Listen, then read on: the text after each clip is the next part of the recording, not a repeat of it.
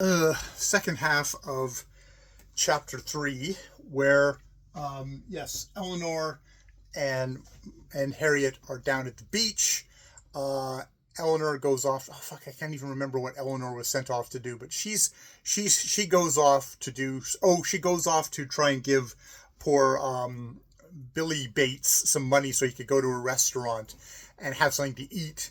So he doesn't go hungry the whole day because he's a pathetic young guy. And while she is gone, while Eleanor is gone, the nurse shows up with the baby carriage, but instead of the baby, there's a shit ton of toys that are actually they're not the right toys for a young baby, but there's no young baby in the carriage. And the nurse says, "Oh, the young ladies insisted on taking the baby, which is her. Ethel is the baby's name. Good little baby's name. Ethel. That's the name of like a 90-year-old woman, which of course, if you do the math, would be somewhere.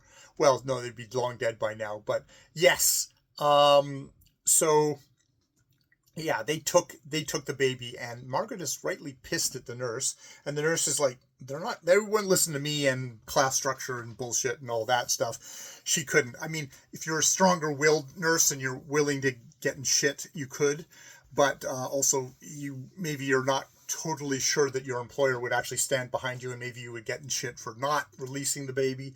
Nevertheless, Harriet and Miss Bremont show up with the baby, and Margaret's like, "Oh Christ, give me the baby. It hates strangers." Except, of course, the baby it loves Harriet is like looking at her in wonder, and Harriet says something like, "Oh, I love the baby, love it so much, and oh, I want my baby on.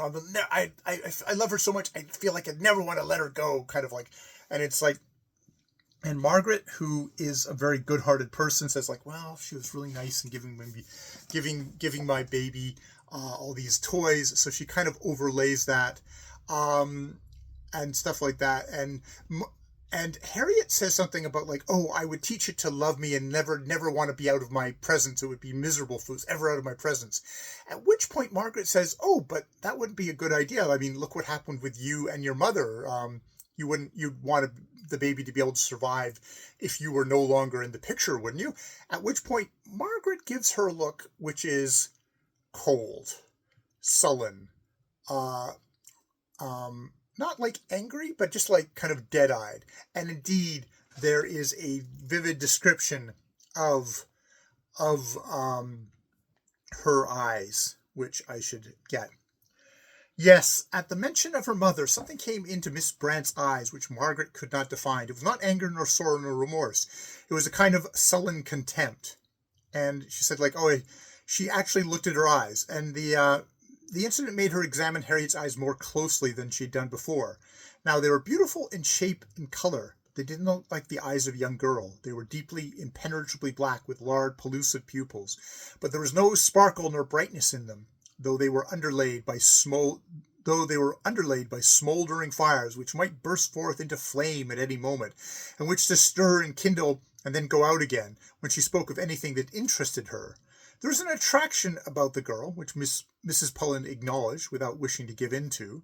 She could not keep her eyes off her. She seemed to hypnotize her, as a snake is said to hypnotize the bird. But it was an unpleasant feeling, which it often is for the bird, unpleasant feeling, as if the next moment the smoldering fire would burst forth into flame and overwhelm her. And then she says, but she's watching her play with the baby, and the baby loves her, and stuff like that. So it's not long Miss Layton found her way back to them, and her glance fell upon Harriet Brant and the baby. Just basically like, "Oh, she's actually nice. I'm just imagining things." It's like, no, obviously you're not imagining things, but we're definitely getting that deep, that stuff of, oh God, watch out. So yes, Harriet's eyes should be noted in my notes as something to come back to perhaps discuss in a review. Harriet's eyes. So, and then we have more humiliation on the beach.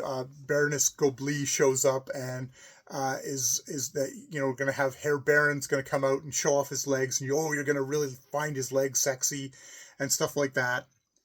And Eleanor, just who's returned, is like, you know, I wish we could just leave this place entirely, but we've got our fiance and our husband coming, or at least our fiance coming. So we should just, you know, let's just move down the beach. At which point Baroness is like, oh, you're leaving but I see you've got glasses. You're going to still ogle my husband's legs. There's this kind of weird, you know, it's like, it's all the sexuality, and Baroness saying like, oh, you lust after men, you lust after their legs, kind of that kind of thing. Don't deny it, which is a part of what makes her probably distasteful. But you also wonder, is there something there? And also she's like grabbing her adult son and is going to bathe him in the waters. Dragged William dragged by, unwilling Bobby was dragged down by William, the servant, to bathe. And as he emerged from his machine, helpless and half naked, to watch his elfin mother chase him with her stout stick in hand, the phallic image there, stout stick in hand, and failing to catch him in time, slipped on the wet sand and floundered in the waves herself from the plight. Would very much look like her servant, though, instead of rescuing her, did his best to push her further in before he dragged her, drenched and disordered, on dry land again. So there's just all this kind of roiling sub-dom sexuality, kind of festering sexuality that is indeed going on in this book, which is, that's just what you want for a vampire book, even if it's an energy vampire book. All right, on to chapter 4.